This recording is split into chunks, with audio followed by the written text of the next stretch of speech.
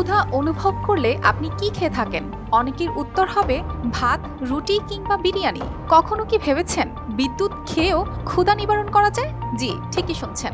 অবিশ্বাস্য শোনালেও ৪২ বছর বয়সী নরেশ কুমার এমনটাই করেন। তার ক্ষুধা লাগলেই চট করে খেয়ে নেন বিদ্যুৎ। যেখানে সামান্য বিদ্যুতের ছটকা খেলেই প্রাণ যায় যায় অবস্থা, সেখানে এই মহাশয় বিদ্যুৎই খেয়ে থাকেন। এর পেছনে রয়েছে এক অবাক করা ঘটনা। ভারতের মুজাফফরনগরের নরেশ কুমার একদিন হঠাৎ খোলা একটি বিদ্যুতের তারে হাত লাগিয়ে দেখলেন তার কিছুই হয়নি। সাধারণত যেটা ভয়ঙ্কর দুর্ঘটনা ঘটাতে পারত, সেটাই তার জীবনে এনে দিল এক আশ্চর্য পরিবর্তন। তিনি বুঝতে পারলেন তার শরীর বিদ্যুতের স্রোত সহজে সহ্য করতে পারে।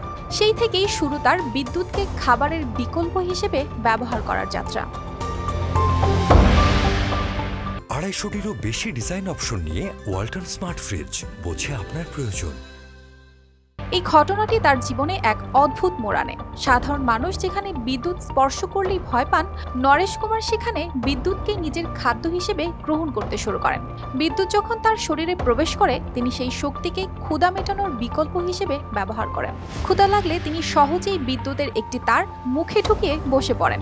শুনতে অবিশ্বাস্য লাগলেও এটি তার দৈনন্দিন জীবনের একটি অংশ হয়ে গেছে। কুমার বলেন,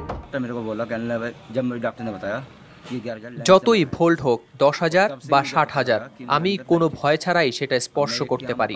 আমার কিছুই হবে না। তার এই ক্ষমতা তাকে অন্যান্যদের থেকে আলাদা করেছে। তিনি এটিকে শুধু নিজের নয়, এক ধরনের অলৌকিক ক্ষমতা হিসেবে মনে করেন। এভাবে বিদ্যুৎ তার ক্ষুধার্ত শরীরকে শক্তি যোগায়। তার এই অসাধারণ ক্ষমতা দেখে স্থানীয়রা প্রথমে অবাক হয়ে যান। এমনকি অনেকেই তাকে মানুষ বাল্ব নামে ডাকতে শুরু করেন। তিনি এখন নিজের এই বিশেষত্বকে আশ্চর্য এক দক্ষতায় রূপান্তরিত করেছেন। তবে বিজ্ঞানীরা এই ঘটনা সম্পর্কে এখনও বিস্তারিত ব্যাখ্যা দিতে পারেননি। অন্যদিকে নরেশ কুমার এই ক্ষমতাকে নিজের দৈনন্দিন জীবনে কাজে লাগিয়ে থাকেন। সাধারণ মানুষের জন্য যা হতে পারে ভয়াবহ ও বিপজ্জনক, কুমার তা থেকে আনন্দ ও স্বস্তি পান। অর্পিতা জাহান, RTV।